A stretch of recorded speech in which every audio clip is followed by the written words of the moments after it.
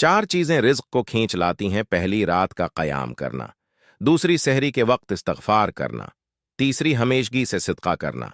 और चौथी, दिन के शुरू और आखिर में अल्लाह का जिक्र करना। और चार चीजें रिज्क को रोकती हैं। पहली, सुबह की नींद। दूसरी, नमाज की कमी। तीसरी, सुस्ती। और चौथी, खयानत। वो नवाजेगा तुम्हें तुम्हारी सोच से भी ज्यादा, मगर तुम्हें नहीं लगता कि वो दुनिया की हर हकीकत को जाहिर कर रहा है।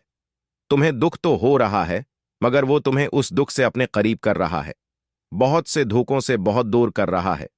तुम लोगों का गम ना करो, तुमने किस्सा यूसुफ नहीं सुना? अपने दिल को रब से जोड़ो, बेशक वो तुम्हारी हर मंजिल खूबसूरत बनाएगा। अगर कुछ बाकी रहने वाला है तो वो इंसान का उसके रब से ताल्लुक।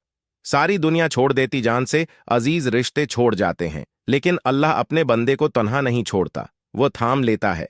वो जिन्हें चाहता है खास कर लेता है, और जिन्हें वो अपने लिए खास कर लेता, फिर उन्हें दुनिया और न ही दुनिया वालों की तलब रहती है।